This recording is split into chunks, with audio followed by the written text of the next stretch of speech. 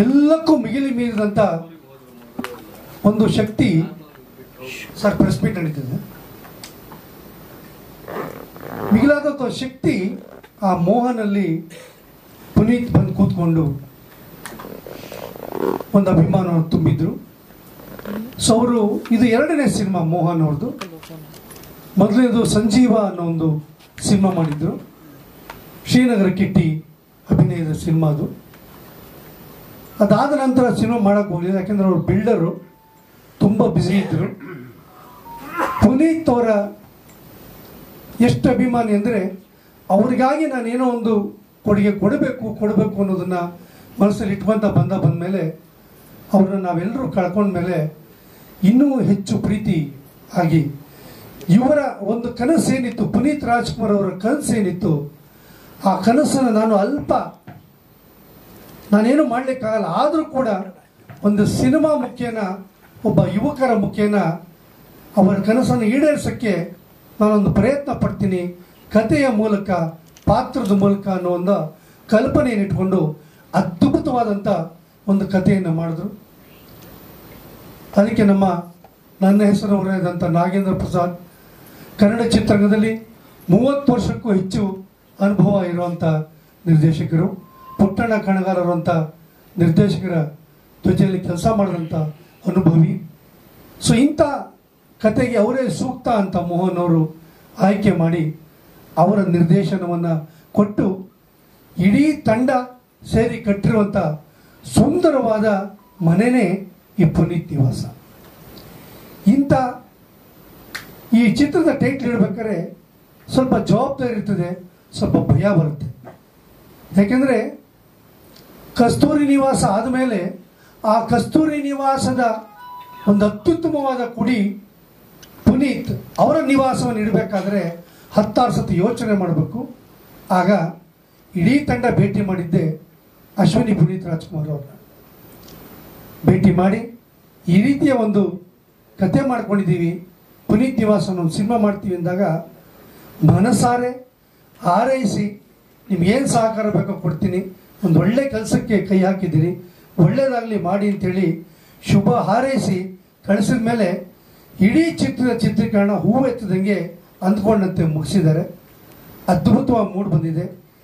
ಈ ಚಿತ್ರದ ಟ್ರೈಲರ್ ಲಾಂಚ್ಗೆ ನಮ್ಮ ಡಾಕ್ಟರ್ ರಾಜ್ಕುಮಾರ್ ಅವರ ತಂದೆ ಪುಟ್ಟಸ್ವಾಮಯ್ಯ ಅವರ ದೊಡ್ಡಪ್ಪನ ಅವರ ತಮ್ಮನ ಮಗ ನಮ್ಮ ಗ್ರೀನ್ ಹೌಸ್ ವಾಸು ಅವರು ಬಂದಿದ್ದಾರೆ. ಆ ವಂಶದ ಕುಡಿಯಿಂದನೇ ನಾವು ಅದನ್ನು ಬಿಡುಗಡೆ ಮಾಡಿಸೋ ಒಂದು ಯೋಗ ಮತ್ತು ನಮಗೆ ಸಿಕ್ಕಿದೆ. ಹಾಗಾಗಿ ಇನ್ನು ಹೆಚ್ಚೊತ್ತು ನಾವು ಕಾಯೋದು ಬೇಡ. ದಯವಿಟ್ಟು ನಮ್ಮ ವಾಸು ಅವರು ದಯವಿಟ್ಟು ವೇದಿಕೆಗೆ ಬಂದು ಪುನೀತ್ ನಿವಾಸ ಚಿತ್ರದ ಟ್ರೈಲರ್ ಲಾಂಚ್ ಅಂತ ಹೇಳಿ ಮತ್ತೆ ಬಂದು ಕೂತ್ಕೊಂಡ್ಮೇಲೆ ಮತ್ತೆ ನಿಮ್ಮನ್ನು ವೇದಿಕೆ ಕರಿತೀವಿ, ಚಿತ್ರದ ಬಗ್ಗೆ ಒಂದಷ್ಟು ಮಾಹಿತಿ ಹೇಳಬೇಕು ಅಂತ ಕೇಳ್ಕೊತೀವಿ. ಪ್ಲೀಸ್.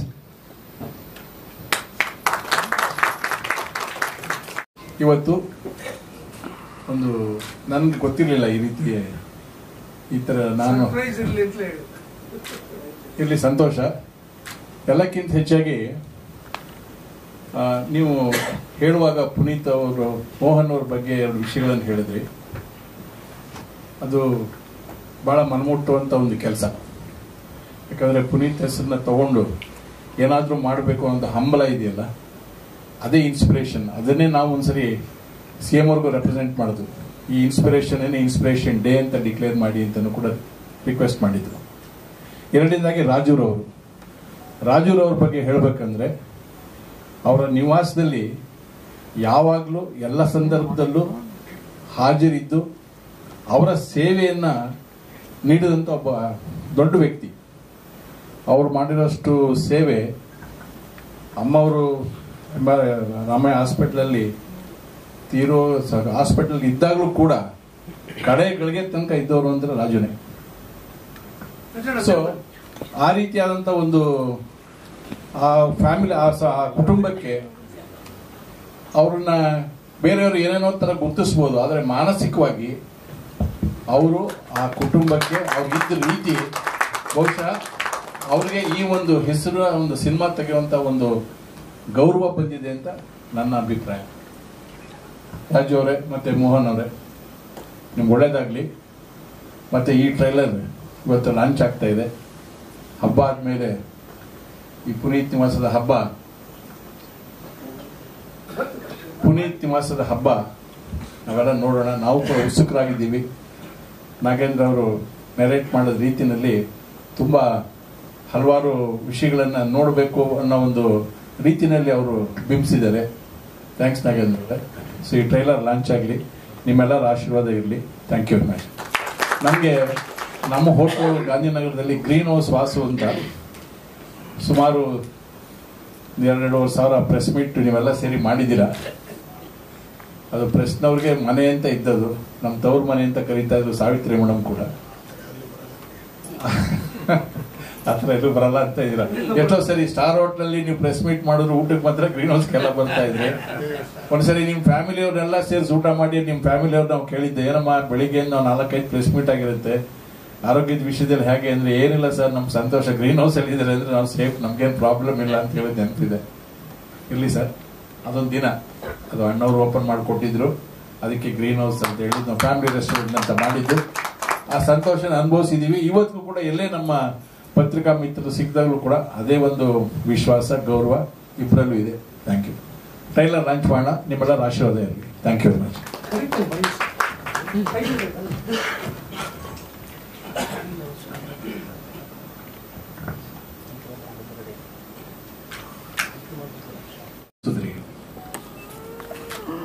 ಎಲ್ಲೋ ಒಂದು ಕಡೆ ಆ ಮಾತುಗಳು ಮತ್ತು ದೃಶ್ಯ ಗೊತ್ತಿಲ್ಲದಾಗೆ ಕಣ್ಣಲ್ಲಿ ಒಂದು ನೀರು ಬರೋದಂತೂ ಸಹಜ. ಅದು ನನಗಾದ ಅನುಭವ. ಏನೋ ಹೇಳಲಿಕ್ಕೆ ಕೊಟ್ಟಿದ್ದಾರೆ, ಖಂಡಿತ ಅದು ಒಳ್ಳೆ ರೀತಿಯಲ್ಲಿ ಇರುತ್ತೆ ಅನ್ನೋದೊಂದು ಭಾವನೆ ಇದೆ. ನೀವು ತೆಗೆದುಕೊಂಡ ಪಾತ್ರಗಳನ್ನ, ಆ ಊಟದ ವಿಷಯ ಇರ್ಬೋದು, ಹಲವಾರು ಘಟನೆಗಳನ್ನ, ಸಣ್ಣ ಘಟನೆಗಳು ಹೇಳಿದ್ರು ಕೂಡ ಅದರಲ್ಲಿ ಮುಂದೆ ಏನೋ ಒಂದು ಒಳ್ಳೆಯ ಉದ್ದೇಶಗಳನ್ನ ಇರೋದನ್ನ ಅದು ಸೂಕ್ತವಾಗಿ ತಿಳಿಸಿದಿರ. ಸಾಮಾನ್ಯರು ಒಬ್ರು ಅಸಾಮಾನ್ಯರಾಗ್ಬೋದು ಅನ್ನೋದು ಎಲ್ಲೋ ಒಂದ್ ಕಡೆ ಬಿಂಬಿತ ಆಗ್ತಾ ಇದೆ. ಇದು ನನ್ಗನ್ಸಿದ ಒಂದು ಅಭಿಪ್ರಾಯ. ಮುಂದೆ ನೋಡಿದಾಗ ಮಿಕ್ಕಿದ್ದೆಲ್ಲ ನೆಕ್ಸ್ಟ್ ಮಾತಾಡೋಣ ಸರ್. ಬಹುಶಃ ಎಲ್ಲೋ ಒಂದ್ ಕಡೆ ಮನ ಮುಟ್ಟುವಂತ ಕೆಲಸ ಫಸ್ಟ್ ಅನ್ಸುತ್ತೆ. ನನ್ಗನ್ಸುತ್ತೆ ಫೀಲಿಂಗ್ ಫಸ್ಟ್. ಅದು ನೋಡ್ತಾ ಇದ್ದಾಗ ಭಾವನೆಗಳು, ಅದು ಮಾತುಕತೆ, ಕೆಲವ್ರದ್ದು ವಾಯ್ಸ್ ಮಾಡ್ಯುಲೇಷನ್. ಸಾರ್ ಅವ್ರಿಗೆ ಗೊತ್ತಾಗಲಿ ಹೆಸರು ನನಗೆ, ನಾಗೇಂದ್ರ ಪ್ರಸಾದ್ ಅವರು ಮಾಡಿದ್ದಾರೆ ಅಂತ ಕಾಣುತ್ತೆ. ಅವರ ಡೈರೆಕ್ಟರ್ ಸರ್, ಮೀಟ್ ಮಾಡಿರಲಿಲ್ಲ ನಿಮ್ಮನ್ನ. ಆ ವಾಯ್ಸ್ ಎವ್ರಿಥಿಂಗ್ ಭಾಳ ಇಂಪ್ರೆಸ್ ಆಗಿದೆ. ಅಭಿಜಿತ್ ಅವರು ಆಲ್ ಗುಡ್. ಒಳ್ಳೇದಾಗಲಿ ಅಭಿಜಿತ್, ಒಳ್ಳೇದಾಗಲಿ ಸರ್, ಚೆನ್ನಾಗಾಗುತ್ತೆ. Thank you very much. ಇದ್ರ ಜೊತೆ ಒಂದು ಹೇಳಲಿಕ್ಕೆ ಇಷ್ಟಪಡ್ತೀನಿ. ಈ ಪುನೀತ್ ನಿವಾಸ ಇವತ್ತು ನಾನು ಟ್ರೈಲರ್ ಲಾಂಚ್ ಮಾಡ್ತಾ ಇದ್ದೀನಿ ಅಂತ ನನಗೆ ಸತ್ಯ ಗೊತ್ತಿರಲಿಲ್ಲ. ನಾವು ಲಾಸ್ಟ್ ಮಂತು ಇತ್ತೀಚೆಗೆ ನಾವೊಂದು ಟ್ರಸ್ಟ್ ಮಾಡಿದ್ದೇವೆ, doctor Puneeth Rajkumar charitable trust ಅಂತೇಳಿ. ಅಶ್ವಿನಿ ಅವರು ಪ್ರೆಸಿಡೆಂಟ್ ಆಗಿದ್ದಾರೆ. ಅದ್ರಲ್ಲಿ ನಾನು ಒನ್ ಆಫ್ ದಿ ಟ್ರಸ್ಟಿ. ಮೊನ್ನೆ ನಾವು ಸಿದ್ಧಗಂಗಾದಲ್ಲಿ ಸುಮಾರು 10,000 ಜನ ಮಕ್ಕಳಿಗೆ ಮೆಡಿಕಲ್ ಚೆಕಪ್ ಮಾಡಿಸಿ, ಕಣ್ಣಿಂದು ಚೆಕಪ್ ಮಾಡಿಸಿ, ಅದಕ್ಕೆ ಆ ಮಕ್ಕಳಿಗೆಲ್ಲರಿಗೂ ಒಂದು ಸಿಹಿ ಕೊಡೋದ್ರ ಮೂಲಕ, ಕನ್ನಡಕ ಚೆಕ್ ಮಾಡಿದ ಕನ್ನಡಕನ ವಿತರಣೆ ಮಾಡೋದ್ರ ಮೂಲಕ ಈ ಪುನೀತ್ ರಾಜ್ಕುಮಾರ್ ಟ್ರಸ್ಟ್ ಅಫಿಷಿಯಲ್ ಆಗಿ ಸಿದ್ಧಗಂಗಾ ಮಠದಲ್ಲಿ ಸ್ವಾಮಿಗಳ ಆಶ್ರಮದಲ್ಲಿ ಹೇಳುವತ್ತಲ್ಲಿ ಹೇಳಿದೆ. ಹೇಳುವಾಗ 3 ವಿಷಯ ಹೇಳಿದೆ, ಯಾಕಂದ್ರೆ ಪುನೀತ್ಗೆ ಲಿಂಕ್ ಆಗುತ್ತೆ ಅನ್ನೋದಕ್ಕೆ. ಕುಂಭಮೇಳ ಎಲ್ಲ ಕಡೆಗೂ ಇದೆ. ಸಿದ್ಧಗಂಗಾ ಮಠದ ಸ್ಥಳನೂ ಕೂಡ ಒಂದು ಕುಂಭಮೇಳ. ಯಾಕೆಂದ್ರೆ ಇಲ್ಲಿ ಗಂಗೆ ಇದೆ, ಸಿದ್ಧಗಂಗಾ ಮಠ ಇದೆ, ಯಮುನಾ ರೀತಿಯಲ್ಲಿ ರಾಜ್ಕುಮಾರ್ ಅವರು ಇದ್ದಾರೆ, ಗುಪ್ತಗಾಮಿನಿಯಾಗಿ ಪುನೀತ್ ಇದ್ದಾರೆ. 3 ಜನ ಕರ್ನಾಟಕದ ಹತ್ರ ಸೇರುವಂತ ಸ್ಥಳ ಅದು. ಅದಕ್ಕೆ ನಾನು ಹೇಳಿದೆ ಅವಾಗ ಸ್ವಾಮಿಗಳಿಗೆ ಇದು ಒಂದು ಕುಂಭ ಬೆಳೆದ ಸ್ಥಳ ಅಂತ. ತುಂಬಾ ಇಷ್ಟಪಟ್ಟರು ಆ ಮಾತಿಗೆ ಅವರು. ಪುನೀತ್ ಯಾವಾಗಲೂ ಅಷ್ಟೇ ಗುಪ್ತಗಾಮಿನಿಯಾಗಿ ಕೆಲಸ ಮಾಡುವಂತರು. ನಾವು ರಾಜ್ಕುಮಾರ್ ಟ್ರಸ್ಟ್ ಇಂದ ಕಣ್ಣಿಗೆ ಸಂಬಂಧಪಟ್ಟಂತ ಕೆಲಸಗಳನ್ನು ಮಾಡಬೇಕಾದಾಗ ಒಂದು ವೆಹಿಕಲ್ ಬೇಕು ಅಂತ ಅದು ಟ್ರಸ್ಟ್ ಕೂಡ ಕೆಲಸ ಮಾಡಿ ಸುಮಾರು ನಾವು ಬಿಳಿಜಿನಲ್ಲಿ ನಮ್ಮದೇ ಡಾಕ್ಟರ್ ರಾಜ್ಕುಮಾರ್ ಐ ಬ್ಯಾಂಕ್ ಅಂತಿದೆ. ಇದುವರೆಗೂ ಸುಮಾರು ಅಣ್ಣವರು ಕಾಲ ಆದಾಗ ಡೊನೇಟ್ ಐಸ್ ಗಿಫ್ಟ್ ಸೈಟ್ ಅನ್ನೋದು ಒಂದು ಟೈಟಲ್ ಮೇಲೆ ಡಾಕ್ಟರ್ ರಾಜ್ಕುಮಾರ್ ಟ್ರಸ್ಟ್ ಅಂತ ಫಾರ್ಮ್ ಮಾಡಿ, ಅದು ಟೆಕ್ನಿಕಲಿ ಪ್ರಾಬ್ಲಮ್ಸ್ ಇದ್ರಿಂದ ಇತ್ತೀಚೆಗೆ ಬಂದ ಹಲವಾರು ಟೆಕ್ನಿಕಲ್ ಪ್ರಾಬ್ಲಮ್ಸ್ ಇದ್ದರಿಂದ ಅದನ್ನು ನಾವು doctor Puneeth Rajkumar charitable trust ಅಂತ ಕಂಟಿನ್ಯೂ ಮಾಡ್ತಾ ಇದ್ದೀವಿ. ಇದುವರೆಗೂ 1200 ಜನ ಆಲ್ಮೋಸ್ಟ್ ಪ್ರಪಂಚ ನೋಡ್ತಾ ಇದ್ದಾರೆ ಇವತ್ತು ರಾಜ್ಕುಮಾರ್ ಅವ್ರ ಹೆಸರಿಗೆ. ಅಂದ್ರೆ ತೀರೋಗಿರೋರ್ ಮನೆಯಲ್ಲಿ ಹೋಗಿ ಕಣ್ಣು ಕಲೆಕ್ಟ್ ಮಾಡಿ ವಿತಿನ್ 6 hours ಅದನ್ನ ಶಂಕರ ಹಾಸ್ಪಿಟಲ್ ರೀಚ್ ಮಾಡಿ ಅವ್ರಿಗೆ ಟ್ರೀಟ್ಮೆಂಟ್ ಮಾಡಿಸ್ಕೊಡುವಂತ ಕೆಲಸವನ್ನ ನಾವು ಮಾಡ್ತಾ ಇದ್ವಿ. ಸೊ ಇವತ್ತು ಪುನೀತ್ ನಿವಾಸ್ ಅನ್ನೋ ಟೈಟಲ್ನ ಲಾಂಚ್ ಮಾಡುವಂಥದ್ದು ಸಂದರ್ಭದಲ್ಲಿ ನಾನು ಹೇಳಬೇಕು ಅಂತ ಇಷ್ಟಪಟ್ಟೆ. ಯಾಕಂದ್ರೆ ಅಲ್ಲಿಯೂ ಕೂಡ ಹಲವಾರು ಜನ ಕಂಡು ಬಂದಾಗ ಆಶ್ಚರ್ಯ ಪಡ್ತಾರೆ. ಒಂದ್ಸರಿ ಹೇಳಿದೆ ಪುನೀತ್ ಈ ಥರ ಒಂದು ವೆಹಿಕಲ್ ಕೊಡಬೇಕು ಶಂಕರ ಹಾಸ್ಪಿಟ್ಲಿಗೆ ಅಂತ ಹೇಳಿ ಸುಮಾರು 3-4 ತಿಂಗಳಾಗಿದೆ. ಆದ್ರೆ ಎಷ್ಟು ನೆನಪಲ್ಲಿ ಇಟ್ಟಿರ್ತಾರೆ ಅನ್ನೋದಕ್ಕೆ ಅವರು, ನಾನು ತುಮಕೂರಿಂದ ಬರಬೇಕಾದ್ರೆ ಫೋನ್ ಮಾಡಿದ್ರು, ವಸಣ್ಣ ನಾಳೆ ಬೆಳಿಗ್ಗೆ ಆಫೀಸಿಗೆ ಬಂದು ಆಫೀಸಲ್ಲಿ DD ರೆಡಿ ಇರುತ್ತೆ, ತಗೊಂಡೋಗಿ ಕೊಟ್ಬಿಡಿ ವೆಹಿಕಲ್ದೊಂದು ರಿಜಿಸ್ಟರ್ ಮಾಡಿ ಕೊಟ್ಬಿಡೋಣ ಅವ್ರಿಗೆ ಅಂತ. ಸುರಾಜ್ ಮಾಸ್ಟರ್ ಇಮಿಡಿಯೇಟ್ ಆಗಿ ಸುರಾಜ್ ಮಾಸ್ಟರ್ ಆಫೀಸ್ ತಗೊಂಡು DD ಕೊಟ್ಟು ಅದನ್ನ ಶಂಕರ್ ಹಾಸ್ಪಿಟಲ್ಗೆ ಡೊನೇಟ್ ಮಾಡಿ, ನಾನೇ ಮಾಡ್ತಿದ್ದೆ 4-5 ತಿಂಗಳಿಂದ ಹೇಳಿದ್ದು. ಅಂದ್ರೆ ಅಷ್ಟು ನೆನಪಲ್ಲಿಟ್ಟು ಮಾಡೋಂಥ ಕೆಲಸ. ಸೊ ಆ ಹೆಸರಿನಲ್ಲಿ ದೊಡ್ಡ ಶಕ್ತಿ ಇದೆ. ಆ ಹೆಸರಿನಲ್ಲಿ ಏನೇ ಮಾಡಿದ್ರು ಒಳ್ಳೇದಾಗುತ್ತೆ ಅನ್ನೋ ಭಾವನೆ. ನಿಮ್ಗೂ ಅದು ಇನ್ನೂ ಹೆಚ್ಚು ಒಳ್ಳೇದು ಬರಲಿ. ಯಾಕಂದ್ರೆ ಯಾರೋ ದೊಡ್ಡವರಾಗೋದು ಇಂಪಾರ್ಟೆಂಟ್ ಅಲ್ಲ, ಸಾಮಾನ್ಯರು ಅಸಾಮಾನ್ಯರಾಗೋದು ಇಂಪಾರ್ಟೆಂಟ್. ನೀವು ಅಲ್ಲಿ ಕೂತ್ಕೊಂಡು ಹೊರಗಡೆ ಕೂತ್ಕೊಂಡು ಅಭಿಮಾನಿಗೆ ನೋಡೋದಕ್ಕಿಂತ ಇವತ್ತು ನೀವು ನಿರ್ಮಾಪಕರಾಗಿ ನಿಂತ್ಕೊಂಡು ನೋಡ್ತಾ ಇದ್ರಲ್ಲ, ಅದನ್ನೇ ಪುನೀತ್ ಎಕ್ಸ್ಪೆಕ್ಟ್ ಮಾಡ್ತಾ ಇರೋದು. Thank you sir. ಧನ್ಯವಾದ. ಅದರಿಲ್ಲ ಸರ್, ಅದು 10,000 ಕಾಯಿನ್ಸ್ ಮಾತ್ರ ಕ್ವೆಸ್ಟ್ ನೆಟ್ ಅಂತ ಕಂಪ್ನಿ ರಿಲೀಸ್ ಮಾಡಿದ್ರು. ಅದು ಮುಗೀತದು. ಅದಕ್ಕೆ ಅದರದ್ದೇ ಆದಂತ ನಿಮಗೆ ವಾಟ್ ಇಸ್ ದಟ್, ನಿಮ್ಗೆ ಎಷ್ಟು ಹಳೆ ಕಾಯಿನ್ ಇಟ್ಕೊಂಡಾಗ ಏನು ವ್ಯಾಲ್ಯೂ ಬರುತ್ತೆ ಅದು ಬರುತ್ತೆ. ಆ ಕಂಪ್ನಿಯವರು ಹಾಗೆ ಮಾಡ್ತಾ ಇರ್ತಾರೆ. ರವೀಂದ್ರನಾಥ್ ಟ್ಯಾಗೋರ್ ಮಾಡಿದ್ರು, ಇಂದಿರಾ ಗಾಂಧಿ ಅವ್ರು ಮಾಡಿದ್ದಾರೆ, ನಾರಾಯಣ್ ಗುರುಗಳು ಮಾಡಿದ್ರು, ಉಡುಪಿ ಮಠದ ಮಾಡಿದ್ದಾರೆ. ಹೀಗೆ ಒಂದೊಂದು ಆ ಎಪಿಸೋಡ್ ತಕ್ಕಂತೆ ಮಾಡ್ತಾ ಹೋಗ್ತಾರೆ. ಅಷ್ಟು ಕಾಯಿನು ಆವಾಗಲೇ ಸೇಲ್ ಆಯ್ತು. ಬಟ್ ಏನ್ ಮಾಡಿದ್ರು ಅವಾಗ ಅಂದ್ರೆ, ರಾಜ್ಕುಮಾರ್ ಅಂತ ಹೇಳಿದ ತಕ್ಷಣ ಅದೊಂದು ಇದುವರೆಗೂ ಮಾಡಿದ ಸೆಲೆಬ್ರಿಟೀಸ್ಗೂ ರಾಜ್ಕುಮಾರ್ ಅವ್ರು ಮಾಡೋ ಸೆಲೆಬ್ರಿಟಿಗೂ ಡಿಫ್ರೆನ್ಸ್ ಇತ್ತು. ಅದನ್ನ ಬೇರೆಯವರು ಬೇರೆ ರೀತಿ ಸ್ವಲ್ಪ ಮಿಸ್ಲೀಡ್ ಮಾಡ್ಲಿಕ್ಕೆ ನೋಡಿದ್ರು. ಅದೇನು ಆಗಲಿಲ್ಲ. ಬಟ್ ಇವತ್ತಿಗೂ ಕೂಡ ಆ ಕಾಯಿನ್ಗೆ ಅದೇ ಆದ ವ್ಯಾಲ್ಯೂ ಇದೆ. ಇವತ್ತಿಗೂ ನೀವು ಹಳೆ ಕಲೆಕ್ಟ್ ಮಾಡಿದ್ದವರು, ಅದ ಏನಂತ ಗೊತ್ತಾಗಲ್ಲ ನಮ್ಗೆ, ಹಳೆ ನಾಣ್ಯಗಳು ಕಲೆಕ್ಟ್ ಮಾಡಿದ್ದವರು ಆ ಗೋಲ್ಡ್ ಕಾಯಿನ್ಗೆ ಇವತ್ತು ಕೂಡ ಲಕ್ಷಗಟ್ಟಲೆ ಅದಕ್ಕೆ ಅದರದೇ ಆದಂಥ ವ್ಯಾಲ್ಯೂಸ್ ಇದೆ. ಸಾಂಗ್ಸ್ ಕೂಡ ಎಲ್ಲ ನಿವಾಸದಲ್ಲಿ ಇದೆಯಲ್ಲ, ಅದರಿಂದ ಒಳ್ಳೇದಾಗ್ಲಿ. ಈ ಕಾರ್ಯಕ್ರಮದಲ್ಲಿ ನೀವು ಮಾಡಿದ್ದೀರಾ, 2 ಚಿತ್ರಗಳನ್ನು ಹಾಕಿದ್ದೀರಾ. ಅವರಿಬ್ರು ನಿಮ್ಗೆ ಆಶೀರ್ವಾದ ಮಾಡಲಿ. ಒಳ್ಳೆಯದು. ಸೊ ಈಗ ವಾಸಣ್ಣವರಿಗೆ ತಂಡದಿಂದ ಚಿಕ್ಕ ಸನ್ಮಾನ, ಗೌರವ.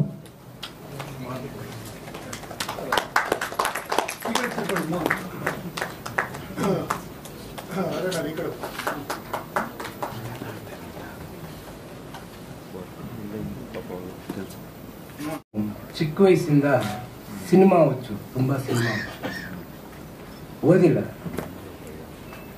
ಅಣ್ಣವರು 3ನೇ ಕ್ಲಾಸ್ ಹೇಗೆ ಓದಿದರು, ನಾನು ಹಾಗೆ ಓದಿರೋದು. ನಾನು ಓದಿಲ್ಲ ಅಂದರೂ ನಾನು ಯಾವತ್ತೂ ನಾನು ಓದಿಲ್ಲ ಅಂತ ಯೋಚನೆ ಮಾಡಿಲ್ಲ. ನಾನು ಯೋಚನೆ ಮಾಡಿದ್ದೆ ಸಿನಿಮಾದಲ್ಲಿ ಮಾಡುವಂಥ ಕಲಾವಿದರನ್ನು. ಆ ಕಲಾವಿದರಲ್ಲಿ ನನಗೆ ತುಂಬ ಇಷ್ಟವಾದಿದ್ದು ಅಣ್ಣವರು ನಟನೆಯೇ ಅಲ್ಲ, ಅವ್ರ ಪ್ರೀತಿ, ಅವ್ರ ಮಾತು, ಅದೆರಡು ನನಗೆ ಒಂದು ದಾರಿ ಥರ ಸಿಕ್ತು. ಆ ದಾರಿ ಏನು ಅಂತ ನಾನೊಂದು 12 ವರ್ಷ ಹುಡುಗನಿಂದ ಇಲ್ಲಿವರೆಗೂ ಅವ್ರ ಮಾತುಗಳನ್ನೆಲ್ಲ ಕೇಳಿದ್ದೀನಿ. ಅವರು ಪ್ರತಿಯೊಬ್ಬರ ಹತ್ರ ಏನೇನು ಮಾತಾಡ್ತಾ ಇದ್ರು, ಏನು ಅನ್ನೋದೆಲ್ಲ ತಿಳ್ಕೊತಾ ಇದ್ದೆ. ಅದರಲ್ಲಿ ಏನೋ ಒಂದು ದೊಡ್ಡ ದಾರಿ ಇದೆ, ಅದೇನು ಅಂತ ನನಗೆ ಗೊತ್ತಿಲ್ಲ. ಅವ್ರು ಹೇಗೋ ನನ್ನ ಅಪ್ಪು ಸರ್ ಸೇಮ್ ಆಗಿ ಅವ್ರ ಮಾತಲ್ಲಿ ಏನೋ ಭಾಳ ಅದ್ಭುತವಾಗಿರುವಂಥ ಪ್ರೀತಿ, ಆಸೆ, ಈ ಎರಡು ಎಲ್ಲರೂ ತುಂಬ್ತಾ ಇದ್ರು. ಅದೇ ಥರ ನನಗೂ ಅವ್ರು ಕಂಡ್ರೆ ಭಾಳ ಇಷ್ಟ, ನನಗೆ ತುಂಬ ಇಷ್ಟ.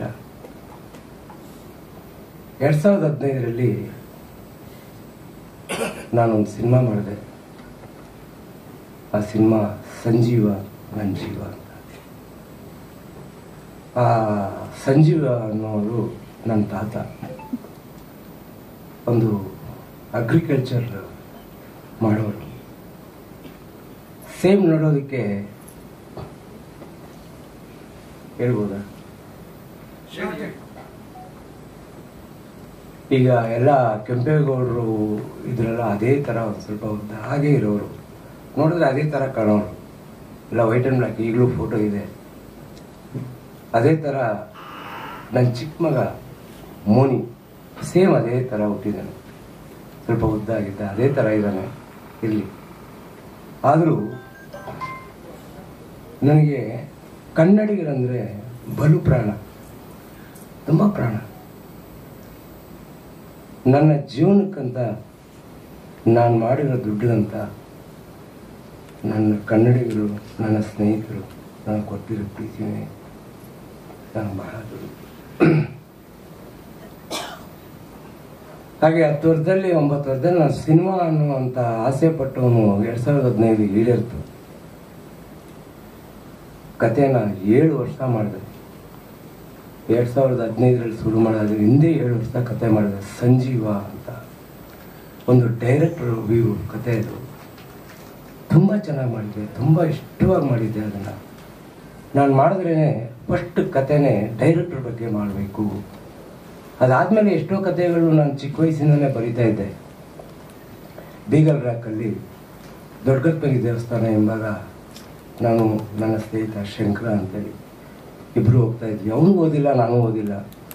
ಆದರೂ ಏನೋ ಒಂದು ಕತೆ ಬರೆಯೋದು, ಏನೋ ಒಂದು ಮಾಡೋದು, ಈ ಥರ. ಯಾಕೆಂದರೆ ಅದು ಕತೆಗಳು ಹೇಗೆ ಬರುತ್ತೆ ಅಂದರೆ, ಒಂದು ಜೀವನ ಚರಿತ್ರೆ ಅನ್ನೋದು ದೊಡ್ಡ ಕತೆ. ಆ ಜೀವನ ಚರಿತ್ರೆಯಲ್ಲಿ ಪ್ರತಿಯೊಬ್ಬರು 100 ಕತೆ ಬರೀಬೋದು. ನನ್ನ ಎಕ್ಸ್ಪೀರಿಯನ್ಸ್ ನಾನು ಹೇಳ್ತಾ ಇರೋದು, ಅದು ತಿಳಿಸ್ಕೊಟ್ಟಿದ್ದೆ ಅನ್ನೋರು. ಹಾಗೆ ಏನೇನೋ ಒಂದು ಕತೆಗಳು ಬರೀತಾ ಇದ್ದೆ. ಈಡೇರ್ತೀವಿ 2015ರಲ್ಲಿ ದುಡ್ಡಾಗ್ತದೆ, ಸಿನಿಮಾ ಮಾಡಿದೆ. ಬಟ್ ಅದು ಅಷ್ಟು ಮಾತ್ರ ಹೋಗಿಲ್ಲ, ಅವಾಗ ಸೋತೋಯ್ತದು. ಆದರೂ ಏನಕ್ಕೆ ಸೋಲ್ತು ಅನ್ನೋದು ನನಗೆ ಉತ್ತರ ಸಿಗಬೇಕು ಅಂತೇಳಿ ಭಗವಂತನ ಹತ್ರ ಕುಂತ್ಕೊಂಡೆ. ಸುಮಾರು ದಿನ ಆಯಿತು ಆ ಉತ್ತರ ಸಿಗೋದಕ್ಕೆ. ಅದು ಇರಲಿ, ಸಿನಿಮಾದಲ್ಲಿ ತೋರಿಸಿದ್ದೀನಿ. ಆದರೂ ಕೂಡ ಆ ಫೈಲರ್ ಆದರೂ ಕೂಡ ನಾನು ಕೆಲವು ಸಲ ಕೋಪ ಪಟ್ಟಿದ್ದೀನಿ, ಕೆಲವ್ರನ್ನ ಬೈದಿದ್ದೀನಿ, ತುಂಬ ಬೈದಿದ್ದೀನಿ, ಭಾಳ ಬೈದಿದ್ದೀನಿ. ಬೈದು ಕಣ್ಣಲ್ಲಿ ನೀರಾಗ್ತಾ ಇದ್ದೆ, ಏನೇನೋ ಬೈದ್ಬಿಡ್ತಾ ಇದ್ದೆ, ಕಣ್ಣಲ್ಲಿ ನೀರಾಗ್ತಾ ಇದ್ದೆ. ಯಾಕೆ ಈ ಥರ ಎಲ್ಲ ಬೈಬೇಕಾಯಿತು? ನಾನು ಕರೆಕ್ಟಾಗಿದ್ದಿದ್ದೆ, ಅವ್ರು ಯಾಕೆ ಹಂಗೆ ಮಾಡಿರೋರು ಅನ್ನೋದು ನನಗೆ ಫೀಲಿಂಗು. ಅದು ಏನು ಮಾಡೋಕ್ಕಾಗಲ್ಲ, ಒಬ್ಬೊಬ್ಬರು ಒಂದೊಂದು ಥರ ಇರ್ತಾರೆ. ನಾವು ಯಾರನ್ನೂ ತಪ್ಪು ಅಂತ ಹೇಳೋಕ್ಕಾಗಲ್ಲ. ನನ್ನ ಪರಿಸ್ಥಿತಿನೇ ತಪ್ಪು. ಆದರೂ ಒಂದಿನ ಒಂದು ಒಳ್ಳೆ ಪರಿಸ್ಥಿತಿ ಬರುತ್ತೆ, ಅಲ್ಲಿವರೆಗೂ ನಾನು ಕಾಯ್ತೀನಿ ಅಂಥೇಳಿ ಕತೆ ಮಾಡ್ತಾನೇ ಇದ್ದೆ.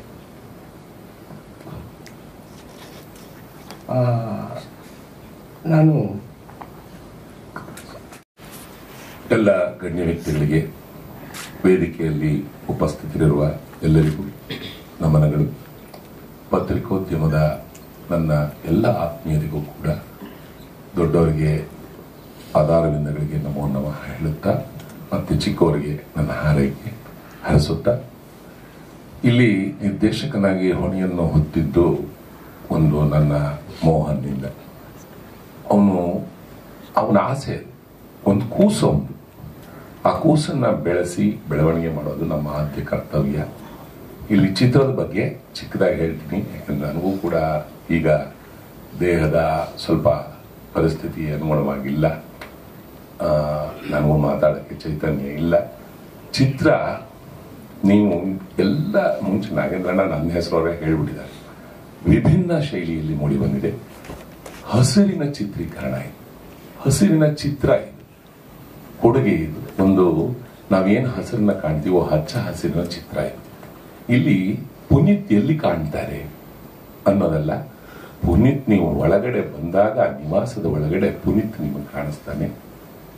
ಇಲ್ಲಿ ಅವನು ಏನೇನು ಮಾಡ್ತಾನೆ, ಅವನ ನಿಸ್ವಾರ್ಥ ಸೇವೆ ಹೇಗಿದೆ, ಮತ್ತೆ ಈ ಕಥೆಯಲ್ಲಿ ಅವನ ನಿಸ್ವಾರ್ಥತನ ಹೇಗಿದೆ ಅಂತ ಒಬ್ಬ ಹುಡುಗನ ಮೇಲೆ ಈ ಚಿತ್ರಣ ಹೋಗುತ್ತೆ. ಮತ್ತೆ ಇದಕ್ಕೆ ಕಥೆ ಹೇಳೋರು ನಿರ್ಮಾಪಕರು ಆಗಿ ಮತ್ತೊಬ್ಬರು ಅವರ ಸ್ನೇಹಿತರಾಗಿ ಹರಿಸುಬ್ಬವರು ಮತ್ತೆ ಶಂಕರ್ ಭಟ್ರು ಅವರು ಕಾಣಿಸ್ಕೊತಾರೆ. ಅವರು ಪೂರ್ತ ಚಿತ್ರದೊಳಗೆ ಚಿತ್ರವಾಗಿ ಹೋಗುತ್ತೆ. ಒಂದು ವಿಭಿನ್ನ ರೀತಿಯ ಒಂದು ಚಿತ್ರವಾಗುತ್ತೆ.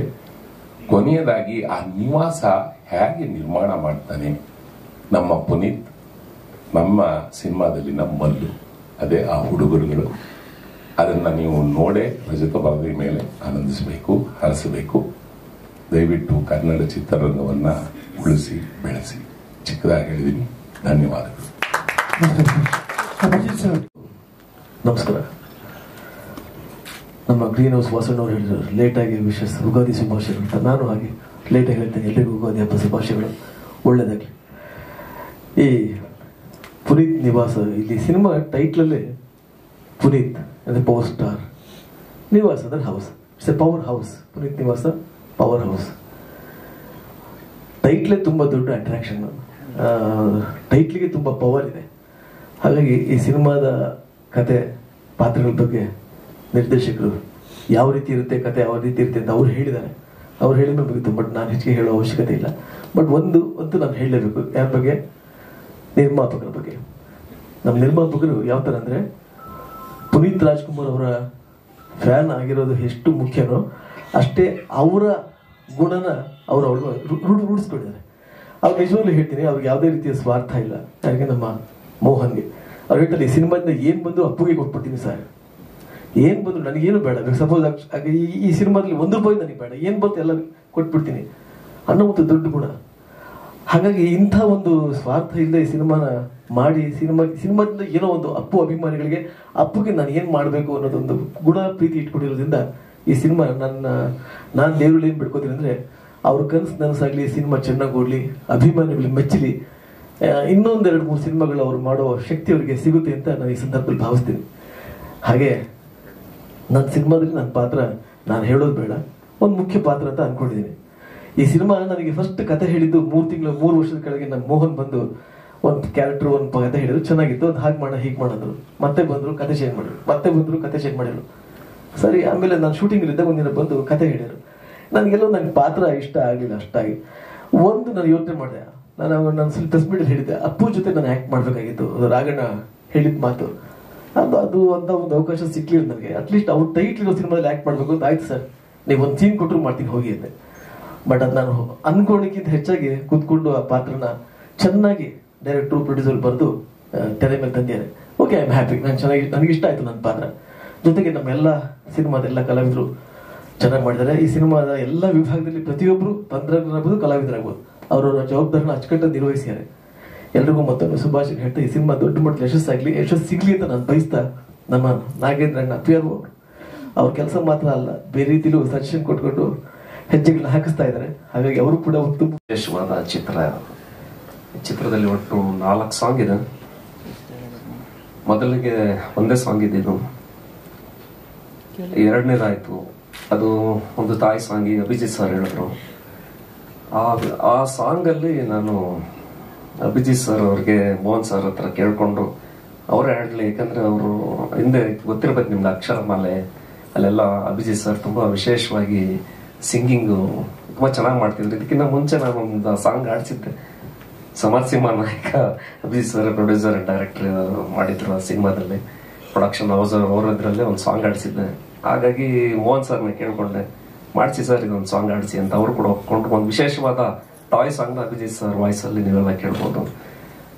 ಹಾಗೆ ಇನ್ನೊಂದು ಸಾಂಗ್ ಯಾಕೆ ಡೆಡಿಕೇಟ್ ಮಾಡಿದೆ ಅಂತಂದ್ರೆ, ನಾನು ಅಣ್ಣವರು ಡಾಕ್ಟರ್ ರಾಜ್ಕುಮಾರ್ ಅವರ ಜೊತೆಲಿ ನಾನು ಕೆಲಸ ಮಾಡಿದ್ದೀನಿ. ನನ್ನ ಅದೃಷ್ಟ ಮ್ಯೂಸಿಕ್ ಡೈರೆಕ್ಷನ್ ಈಗ ಬಂದಿರೋರು ಇದ್ರಲ್ಲೆಲ್ಲ ನಾನೇ ಅದೃಷ್ಟವಂತ ಅಂತ ಹೇಳ್ಕೊಂಡೆ. ಮೀಸ ಚಿಗುರ್ದಾಗ ಅಂತ ಒಂದು ಚಿತ್ರ ಪ್ರವೀಣ್ ನಾಯ್ಕ ಅವ್ರ ಚಿತ್ರದಲ್ಲಿ ಮಾಡಿದ್ದೆ.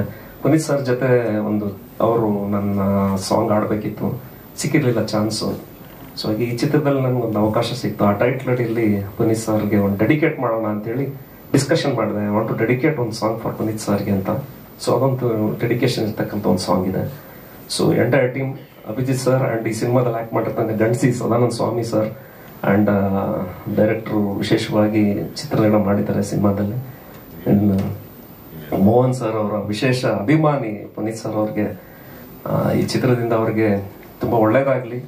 ಅಭಿಜಿತ್ ಸರ್ ಅವ್ರಿಗೆ ಹಾಗೂ ಎಂಟೈರ್ ಎಲ್ಲ ಕಲಾವಿದರಿಗೆ, ಟೆಕ್ನಿಷಿಯನ್ಸ್ಗೆ ಎಲ್ಲರಿಗೂ ಒಳ್ಳೇದಾಗಲಿ. ಕರಿಸುಬ್ಬ ಸರ್ ಇದ್ದಾರೆ ಚಿತ್ರದಲ್ಲಿ, ಸೊ ಎಲ್ಲರಿಗೂ ಒಳ್ಳೇದಾಗಲಿ ಅಂತ ಕೇಳ್ಕೊಳ್ತೀನಿ. Thank you so much. ಧನ್ಯವಾದಗಳು. ಸುಬ್ಬಣ್ಣ.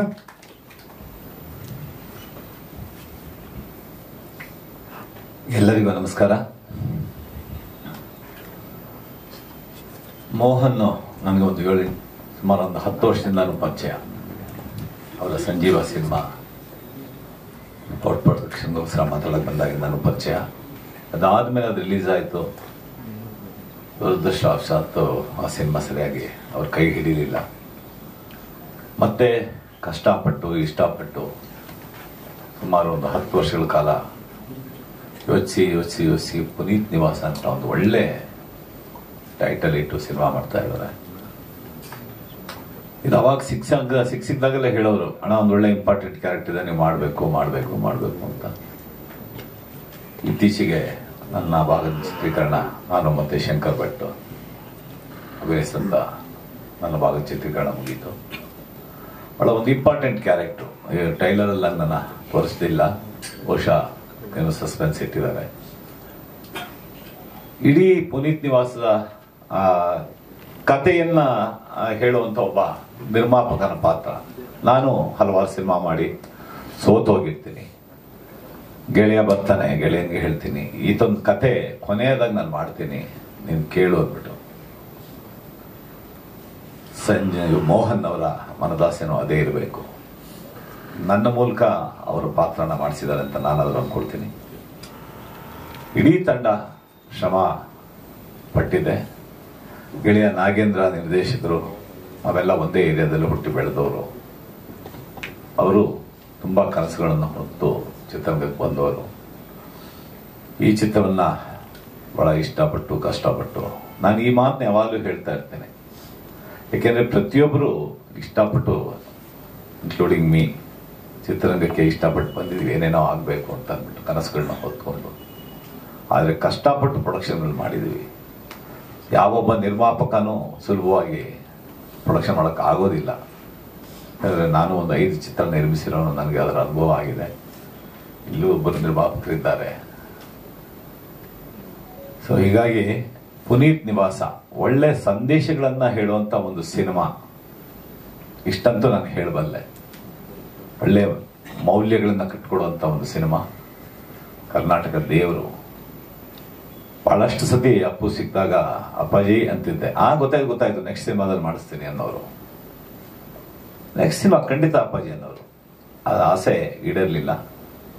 ಸೊ ಅಭಿಜಿತ್ ಹೇಳಿದಾಗೆ ನನಗೂ ಈ ಪುನೀತ್ ನಿವಾಸದಲ್ಲಿ ಆಕ್ಟ್ ಮಾಡೋಂಥ ಆಸೆ ಅಪ್ಪು ಈಡೇರಿಸಿದ್ದಾರೆ ಅಂತ ನಾನಾದರೂ ಭಾವಿಸ್ತೀನಿ. ಚಿತ್ರ ಯಶಸ್ವಿ ಆಗಬೇಕು. ಅದಕ್ಕೆ ಮಾಧ್ಯಮದ ಮಿತ್ರರು ನಿಮ್ಮ ಸಹಕಾರ ಹೆಚ್ಚಾಗಬೇಕು. ಮೋಹನ್ಗೆ ಒಳ್ಳೇದಾಗಲಿ. ಇಡೀ ಮಾಡ್ತಾ ಇದ್ದೀನಿ. ನಾನು ಮೊದಲು ಸಿನಿಮಾ ಶೂಟಿಂಗ್ ಮಾಡ್ಬೇಕಾದ್ರೆ ಏನು ತುಂಬ ಬ್ಲ್ಯಾಂಕ್ ಆಗಿದ್ದೆ. ಸಿನಿಮಾ ಯಾವ ರೀತಿ ಇದೆಯೋ ಏನೋ ಅಂತ. ಶೂಟಿಂಗ್ ಮಾಡ್ತಾ ಮಾಡ್ತಾ ನನಗೆ ಪಾತ್ರದ ಬಗ್ಗೆ ಸ್ವಲ್ಪ ಐಡಿಯಾ ಬಂತು. ಒಬ್ಬ ಪುನೀತ್ನ ಒಬ್ಬ ಡೈಹಾರ್ಡ್ ಫ್ಯಾನ್, ಅಂದರೆ ಒಬ್ಬ ಅಭಿಮಾನಿ, ಅವನ ಪುನೀತ್ ರಾಜ್ಕುಮಾರ್ ಅವರು ಮಾಡಿರುವಂಥ ಎಷ್ಟೋ ದಾನ ಧರ್ಮಗಳನ್ನ ಆದರ್ಶವಾಗಿ ಇಟ್ಕೊಂಡು ಅವನ ಜೀವನದಲ್ಲಿ ಹೇಗೆ ಅದನ್ನ ಅಳವಡಿಸ್ಕೊಂಡು ಒಳ್ಳೆ ಗುಣಗಳನ್ನ ಇಟ್ಕೊಂತಾನೆ ಅನ್ನೋದು ನನ್ನ ಪಾತ್ರದ ಒಂದು ಇಂಟ್ರೊಡಕ್ಷನ್ ಅಂತ ನಾನು ಭಾವಿಸಿದ್ದೀನಿ. ಈ ಸಿನಿಮಾ ನಾನು ನೋಡಿರೋ ಮಟ್ಟಿಗೆ ನನಗೆ ಗೊತ್ತಿರೋ ಹಾಗೆ ತುಂಬ ಒಳ್ಳೆ ಯಶಸ್ಸು ಕಾಣಬೇಕು ಅನ್ನೋದನ್ನ ನಾನು ಬಯಸ್ತೀನಿ. ನಾನು ದೇವರ ಹತ್ರನೂ ಅದನ್ನೇ ದಿನ ಬೇಡ್ಕೊತಾ ಇರೋದು. ಒಳ್ಳೇದಾಗ್ಲಿ, ಸಿನಿಮಾಗೆ ಒಳ್ಳೇದಾಗ್ಲಿ ಅಂತ ನಾನು ಅದನ್ನೇ ಭಾವಿಸ್ತೀನಿ. ಧನ್ಯವಾದ. ಎಲ್ಲರಿಗೂ ನಮಸ್ಕಾರ. ನಾನು ಶ್ರೇಯಸ್. ಎಲ್ಲರಿಗೂ ನಮಸ್ಕಾರ. ನಾನು ಶ್ರೇಯಸ್. ಪಾತ್ರದಲ್ಲಿ ಪಾತ್ರ ನನ್ನ ಪಾತ್ರ.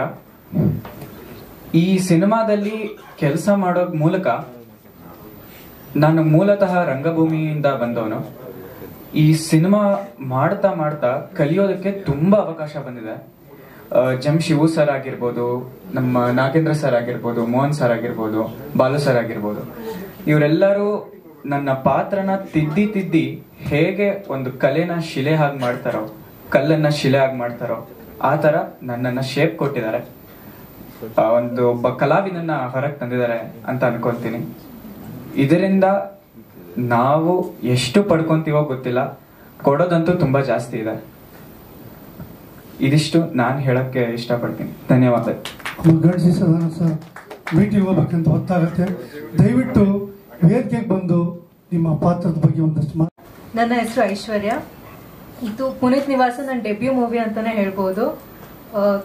ನನ್ನ ಪಾತ್ರ ಈ ಸಿನಿಮಾದಲ್ಲಿ ಬಂದು ಮಲ್ಲು ಏನು ಡಾಕ್ಟರ್ ಪುನೀತ್ ರಾಜ್ಕುಮಾರ್ ಅವ್ರನ್ನ ಇನ್ಸ್ಪಿರೇಷನ್ ಆಗಿ ತಗೊಂಡು ಕೆಲಸ ಮಾಡಕ್ ಹೊರಟಿರ್ತಾನೆ. ಅದನ್ನ ಅಚೀವ್ ಮಾಡಕ್ಕೆ ಮಾತ್ರ ಏನೋ ರಿಸೋರ್ಸಸ್ ಇರಲ್ಲ.